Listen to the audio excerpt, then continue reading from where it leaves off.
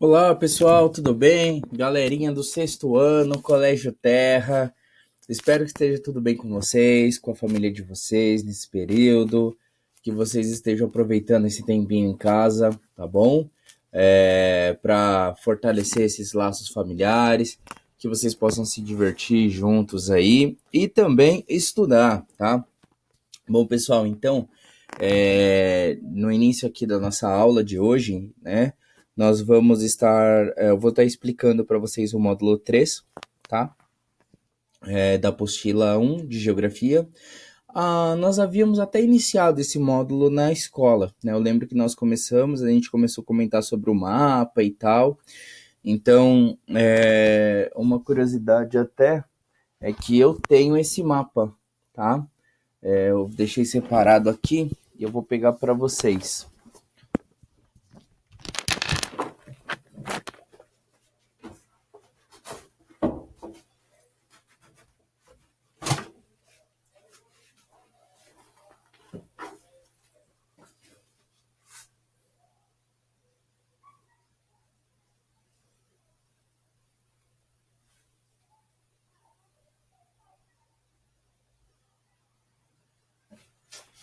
Galerinha, vou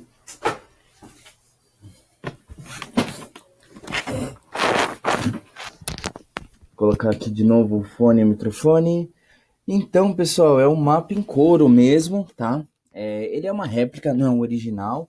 E eu vou estar na volta às aulas, eu vou levar para vocês verem, para a gente fazer algumas comparações, para vocês sentirem, pegar o mapa na mão, essas coisas, né? Então, como a gente começou a analisar, né, o que mais chama atenção nesse mapa, quais continentes são representados nele, essa interpretação nós vamos fazer pessoalmente, tá? Então, dando sequência aqui, se vocês conseguiram ver os vídeos, agora a gente vai fazendo essa, essa análise, né, da interpretação do que vocês viram de acordo com o que está aqui na apostila. Então, olha só, orientação pelos astros e por instrumentos, tá? Então, o que acontece, né? O ser humano, ele começa a explorar bastante aí o espaço através das análises, da movimentação do Sol, que na verdade é a Terra que gira, né, no movimento de rotação. Nós também percebemos que os seres humanos eles começaram a explorar os oceanos através pela orientação das estrelas, enfim. Então, essa imagem aqui ela mostra, né, hoje como seria, né, como está sendo os satélites, né, artificiais que fornecem informações funcionam como se fossem torres de transmissão, né? E tem muitos daí espalhados pelo planeta Terra, tá? E a apostila aqui comenta sobre o GPS, né, que é a sigla em inglês de Global System Position,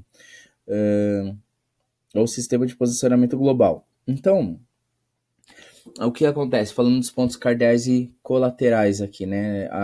No caso dos pontos cardeais, nós vamos vendo aqui, né, no planeta Terra, as direções, né? O norte, o sul, o leste e o oeste. E como nós sabemos onde é o leste, por exemplo?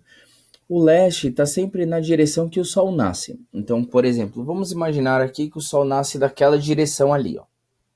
Tem que apontar dentro da câmera, né? Senão não dá. Se eu direciono meu braço direito para o leste, o braço esquerdo para o outro lado, então eu tenho um leste deste lado, o oeste do outro, e na minha frente o norte e nas costas o sul, tá? Então, o leste ele é marcado pela região do Oriente ou também a região onde está a nascente, o nascente, né? No caso, onde o Sol nasce, tá? E o oeste é o poente, onde ele se põe, tá? Que seria o ocidente do planeta Terra, tá, pessoal? Todo mapa é importante ter algumas coisas, por exemplo, título, legenda e principalmente a Rosa dos Ventos, tá? Aqui é um exemplo da Rosa dos Ventos com seus pontos cardeais e colaterais. Os pontos cardeais são esses quatro principais: norte, sul, o E que é representado pelo leste e o O pelo oeste. E tem os pontos colaterais, tá? Deixa eu mudar a cor aqui para ficar diferente os colaterais, que é o NE de nordeste, o SE de sudeste, o NO de noroeste e o SO de sudoeste, tá? Então são essas direções que nós temos no mapa em si. E aqui é a Rosa dos Ventos, né? Uma missão que eu posso deixar para vocês é que depois, quando nós voltarmos para as aulas presenciais, eu quero fazer uma Rosa dos Ventos legal na lousa, e vocês também poder construir a própria Rosa dos Ventos de vocês, tá? Então você pode usar criatividade, enfim. O que importa muito fortemente são as direções, tá bom? Então, já pela orientação dos astros, no caso, nós utilizamos muito no hemisfério sul a Cruzeiro do Sul, tá? Que é esse conjunto aqui, ó. É muito parecido, a ideia é essa até, não é para ser parecido não. O time do Cruzeiro, né? O time do Cruzeiro, o logo tipo do time é o Cruzeiro do Sul, tá? Por isso que o nome do time é até esse, tá? Que é essa constelação que acaba servindo para guiar as pessoas que habitam no hemisfério sul, tá?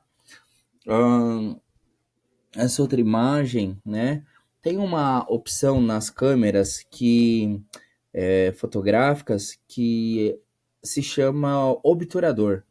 O obturador, vou pegar aqui o celular como exemplo. Aqui, né? Dependendo do celular ou da máquina fotográfica, o obturador é aquela partezinha. Eu cliquei na foto para tirar a foto, ele abre, capta a imagem e fecha. E esse obturador, ele se move muito rápido. Ele abre e fecha. E nesse tempo captura a imagem que está ali, né? Capta essa imagem. Tem momentos que dá pra gente deixar o obturador aberto para fotografia por um tempinho.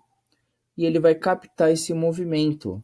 Então, é nesse sentido que as pessoas conseguem fazer fotos. Nossa, eu indicando com o meu dedo na tela, não dá para ver, eu tenho que usar o mouse. Desculpe. Então, é nesse sentido, por exemplo, que causa esse efeito na foto, tá? Existe um céu estrelado e a Terra está girando, né? Então, ah, é assim que nós percebemos muitas outras coisas, além de fazer uma foto diferente e bonita. Percebe-se que a Terra se movimenta também, tá? Em cima desse processo. Aí, galera, ó, aqui tem um exemplo, né? Sobre a estrela polar também, que ajuda para meio de orientação, tá? Então, tem a figura aqui abaixo, ó. Onde está o ponto cardeal sul, né? E de acordo com o posicionamento da Cruzeiro do Sul, pode-se conseguir descobrir onde estão as localizações, né? Onde é o norte, sul, leste, oeste, tá? Aqui é um outro exemplo do magnetismo terrestre, né? Por que o magnetismo terrestre? Deixa eu... Não quero usar... Isso, apertar o ESC de novo, beleza. Aqui, sobre o magnetismo terrestre. O magnetismo terrestre, pessoal, o que fica mais próximo para nós entendermos isso é a questão relacionada ao. Não, eu tava me ajeitando. Pronto. A questão relacionada ao ímã, por exemplo, né? Que ele acaba tendo a polarização, tá? Tanto positiva quanto negativa. Então, no caso em si, a gente utiliza o processo das bússolas no desenvolvimento para exploração dos oceanos, como já foi feito no passado, né? Até algumas séries que tratam desses assuntos mais antigos, medievais e tal, ou até antes disso, mostra o processo de desenvolvimento da bússola, tá? Por quê? Porque o centro da Terra, né, ele é formado por metal pesado, tá? Então, o que está ao redor na superfície, né, sofre consequências por esse processo dessa estrutura, né, metálica que existe no interior da Terra. Automaticamente, então, nós temos o chamado norte magnético. Então, se você puder pegar o seu celular, por exemplo, e olhar a bússola dele, no caso, aí não faz referência ao norte magnético diretamente, porque assim é um equipamento eletrônico, né?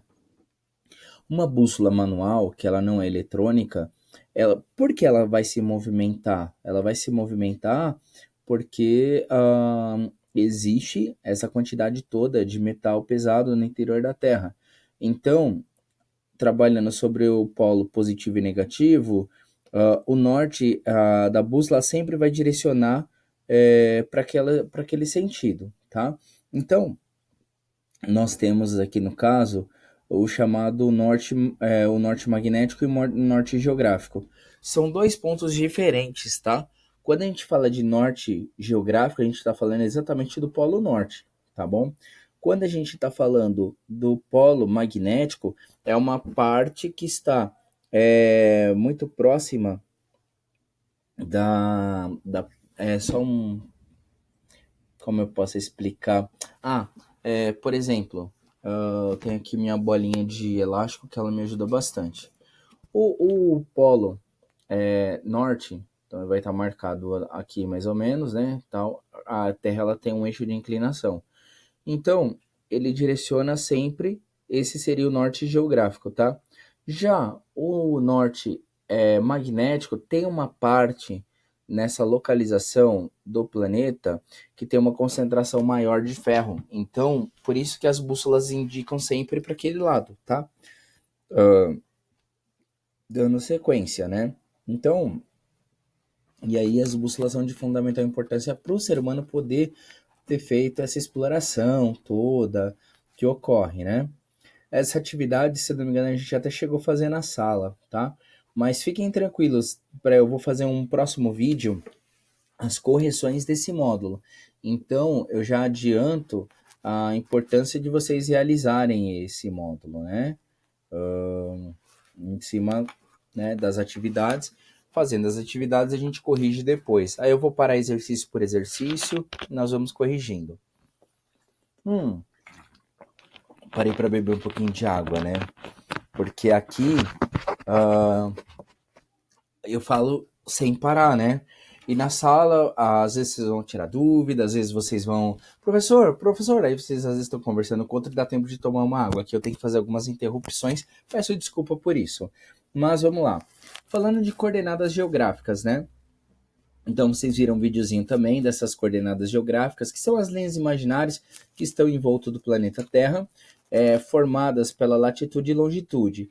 As latitudes são as linhas que aparecem paralelas à linha do Equador, né, ou seja, as linhas deitadinhas, tá? E a longitude, as linhas que estão em pé, e a linha principal é o meridiano de Greenwich, tá? Então, isso que acaba acontecendo nesse processo aqui, né, que a gente estava vendo. Aqui é o observatório da cidade de Greenwich, tá? E que existe mesmo uma cidade chamada Greenwich. Foi lá que aconteceu a primeira conferência para poder determinar um horário para os lugares, né?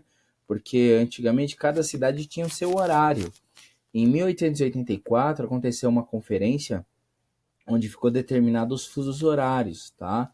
E foi na cidade de Greenwich. Então, ali ficou concentrado o meridiano principal, tá? Que é o meridiano de Greenwich. Então, aqui a atividade 2 nós vamos fazer juntos depois, mas aqui, ó, eu posso já adiantar. Imagina que isso aqui é o planeta Terra, tá? A linha do Equador, passando por eles, e aí entram as latitudes, tá? As latitudes é o seguinte, ó. Quanto mais se distancia, tá, da linha do Equador, maior vai ser a latitude, tanto para o norte quanto para o sul. Na geografia, a gente não trabalha com pontos positivos ou negativos, né? No caso daqui, latitude negativa ou positiva. A gente trabalha com latitude norte ou latitude sul.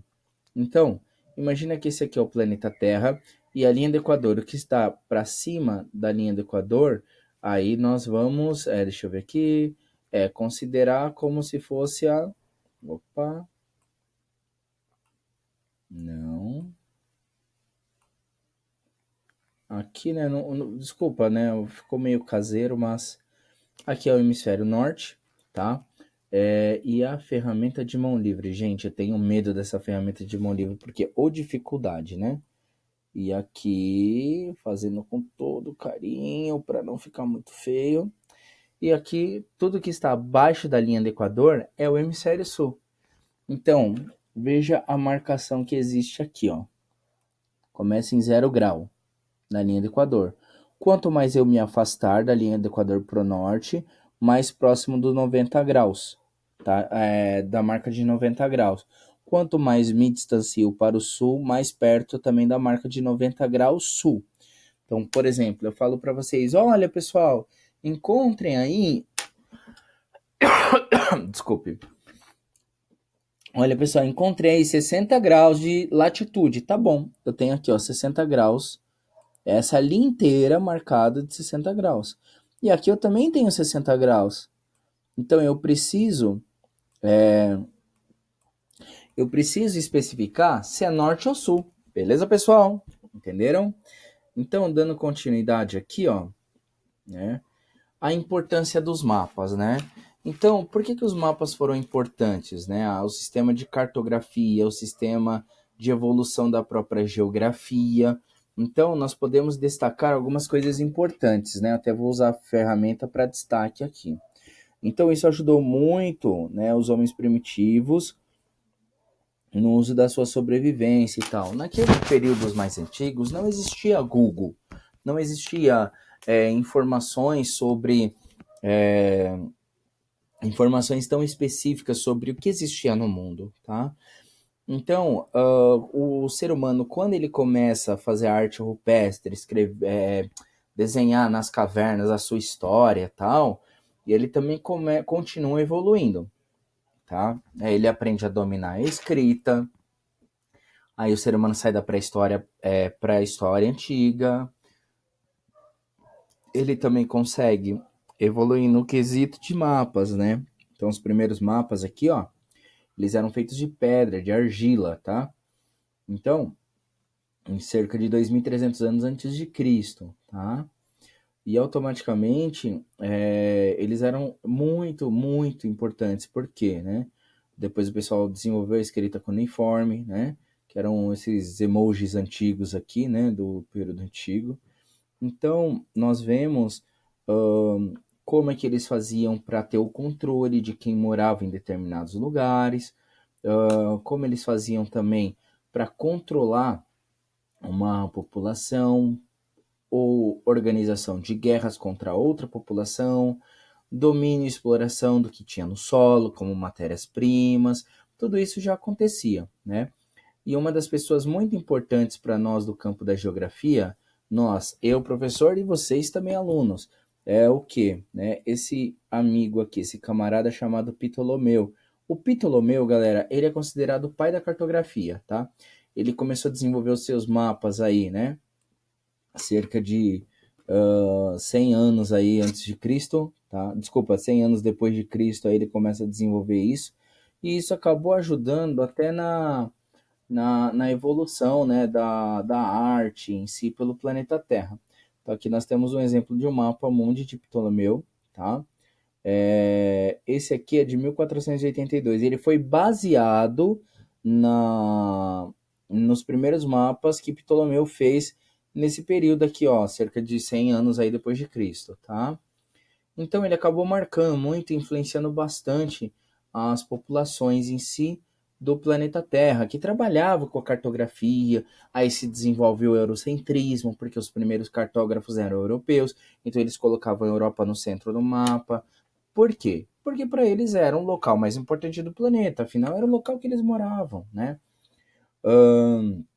Então aqui nós temos um outro mapa também, que nós podemos identificar aqui o continente africano, o continente americano, o continente asiático e europeu. Percebe-se que não se mostra nada em relação à Antártica, não se mostra nada muito promissor em relação à Austrália ainda. Até mesmo o formato, né, do continente americano aqui é bastante diferente, né, do que nós temos, né, como realidade, tá bom? Então esse daqui ficou conhecido como o primeiro mapa mundi, né? Ele é considerado o primeiro mapa mundi, né? E os mapas foram se tornando cada vez mais precisos, cada vez mais próximos, né? E o grande marco, né, foi o quê? Foi a exploração, né? E quando Yuri Gagarin, Yuri Gagarin foi um soviético, tá? No dia 12 de abril de 1961, ele conseguiu visualizar a Terra fora da Terra, né? Ele foi o primeiro homem a ir para o espaço. Então ele pôde visualizar a Terra em muitos outros sentidos. E assim começou a exploração do espaço em si, né? Então, nós temos diversos tipos de mapas com objetivos diferentes. Então, por exemplo, mapa temático. Os mapas temáticos, eles têm uma função específica, né? Por exemplo, eu vou fazer um mapa da cidade de São Paulo. E esse mapa eu quero mostrar a malha metroviária, né? Nós vamos ver as redes e as linhas de metrô. Ele é um mapa temático, ele tem só uma função, mostrar as linhas de metrô. Ele não quer mostrar as ruas, ele não quer mostrar onde tem mais ou menos população, ele não quer mostrar onde tem maior risco de assalto, onde é a área mais segura, onde tem mais árvores ou menos árvores, mais parques, menos parques. Ele não quer mostrar nada disso, ele só quer mostrar um único tema. Por isso que se chama temático, tá? Já em outras situações, nós temos as projeções cartográficas, né? O que acontece, né? No caso das projeções cartográficas, existem três tipos de projeções que são bastante utilizadas, né? Que são, elas vêm, né, até chegar na projeção cartográfica, né? Existiram duas pessoas muito importantes para a cartografia. Um camarada se chamava Mercator, tá? E o Mercator, ele desenvolveu essa projeção. A projeção dele, ela, como eu posso dizer, ela preserva o formato dos países, mas ela distorce o tamanho dos países. Aqui, por exemplo, em verde, nós temos a Groenlândia. E aqui nesse laranjinha, o Brasil. Só que a Groenlândia, ela tem aproximadamente 2 milhões de quilômetros quadrados. 2 milhões de quilômetros quadrados, tá? Já o Brasil, ele tem 8 milhões e meio de quilômetros quadrados. É como se eu fizesse uma estrutura aqui, ó. De um ser humano. Perdão pelo ser humano, tá? E eu fizesse um outro ser humano aqui. Fizesse um outro ser humano aqui.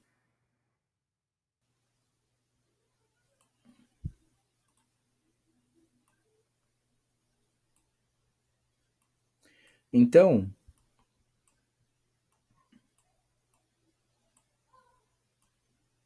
gente do céu, ainda bem que eu dou aula de geografia.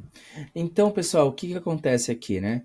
Imagine que esse ser humano aqui, ó, ele tivesse 1 metro de altura. Imagine que esse outro ser humano tivesse... tem que colocar na folha. Esse outro ser humano tivesse o dobro do tamanho, tivesse 2 metros de altura. Então, o que acaba acontecendo é o seguinte, é isso que acontece na projeção do Mercator. O formato do país ficava muito próximo do que seria realmente, mas a diferença de tamanho entre os países não é preservada. Quanto mais perto dessa linha principal aqui, ó, que é a linha do Equador, significa que menos deformação terá. Quanto mais se afasta, né?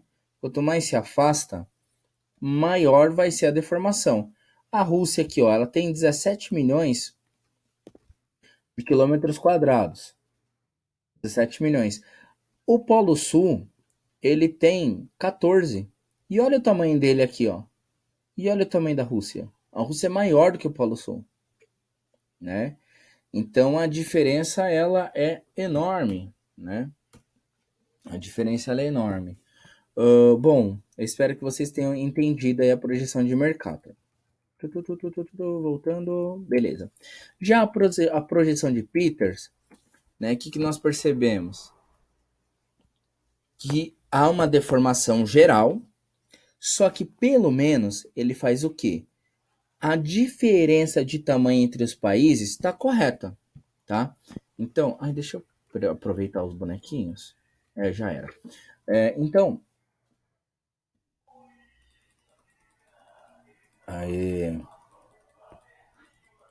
pro Mercator é o seguinte. Eu sei que esse bonequinho não tem 2 metros de altura. Ele tem menos aqui no meu mapa. Mas esse bonequinho tem 1 metro de altura. Então, o que ele está fazendo? Ele faz essa diferença de tamanho entre eles ser real, tá? Aqui, esse boneco não tem 1 metro, né? Vou pegar minha régua aqui, ó. Peguei minha régua, certo? Esse bonequinho, ele tá marcando aqui cerca de 3 a 4, 13 centímetros e meio. E o bonecão tá marcando 7. Eu sei que ele não tem 2 metros. Um tem 7 centímetros e eu sei que o outro não tem 1 metro. Ele tem 3 centímetros e meio. Mas ele conseguiu fazer isso. Pelo menos o país que é maior fica maior do que o país que é menor. Então isso já foi uma evolução tremenda, tá? Para nossa análise aí. Beleza, pessoal? Ou seja, isso que ele fez ficou conhecido como equivalência, tá? Opa, agora eu usei a ferramenta errada. Esse ficou conhecido como equivalência, tá? Por quê? Ficou equivalente à diferença de tamanho entre os países. E a do Mercator é chamada de conforme, né? Porque as visões elas são distorcidas, tá? Enfim. E aí entra em ação, galera, as projeções equidistantes. Ou seja, ela mantém as distâncias e busca preservar as formas dos locais, tá? Então isso que acaba acontecendo, né? Embora distorça bastante, tá? Mas as distâncias entre os locais fica mais nítida, né? Então essa é a função equidistante aí. Outra projeção que distorce um pouco a forma é a afilática, né? Ou seja, ela busca uma distorção mínima, porque distorção terá, sempre terá alguma distorção. Gente, os continentes eles continuam se movimentando. A África, por exemplo, ela se separa do Brasil, o Brasil se separa da África a cerca de 4 centímetros por ano. Mas são só 4 centímetros. Em 10 anos são 40. Em 100 anos, 40 metros. Então, nunca vai dar para ter como se fala? Uma análise perfeita, né? Porque os próprios continentes continuam se movimentando, né? E essa afilática geralmente é a mais usada atualmente, tá? Em cima desse processo. Aí tem a atividade 4 e a gente vai falar das projeções, que são as 3 projeções que nós mais utilizamos, tá bom? Então aqui, ó, é a projeção cilíndrica. A projeção cilíndrica é como se a gente pegasse o planeta Terra, passasse ele numa carimbeira, numa tinta, e rolasse ele em cima de uma folha de papel, tá? Lógico, fazer isso aí é impossível, mas... Então, ele vai preservar muito fortemente essa área aqui, ó. Ele vai preservar bastante a linha do Equador e as áreas que estão até a região tropical. Então, esse tipo de projeção cilíndrica, ela é usada para retratar, para fazer, para montar, para compilar, para mapear a zona tropical do planeta, certo? Beleza? Já essa projeção acônica, né, percebe que essa película aqui, ela tem um formato de cone, né? Então, olha a parte que está encostando aqui, ó, né, na película. Pega daqui até aqui, ó. Então, vai ser mais ou menos essa área aqui, ó. Vou usar outra cor, tá bom? O vermelho. Essa área, ela vai preservar melhor a região temperada do planeta. A região temperada do planeta. Então, essa região temperada do planeta, ela será melhor preservada pela projeção cônica, que é essa daqui. Já a projeção plana ou azimutal, ela preserva melhor, olha só qual área que é. As áreas polares, que pega essa região aqui. Vou pegar outra cor agora para não misturar. Então, ó, essa região aqui, ó, do círculo polar até o polo norte, vai preservar a zona polar. E aqui também, essa projeção vai pegar esse local. Então, para fazer um mapa mundi, né, como que nós fazemos isso, né? Nós utilizamos as 3 projeções em uma, tá? É isso que acaba acontecendo, beleza, pessoal? E assim a gente termina esse módulo, tá? Confirmando, é isso mesmo. E o próximo módulo é o módulo 4. Então, para a próxima aula, realize as atividades do módulo 3, tá bom? E eu vou fazer um outro vídeo realizando as correções do módulo 3. Tudo bem, pessoal?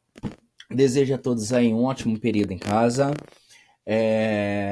Que esteja tudo bem com vocês, com a família de vocês. E eu estou à disposição, tá bom? Tenham todos aí um ótimo final de semana e bons estudos, pessoal. Até mais. Tchau, tchau.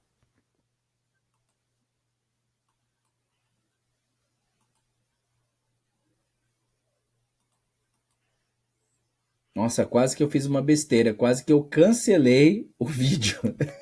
Nossa, ainda bem que ele pergunta: tem certeza? Nossa, ainda bem, né?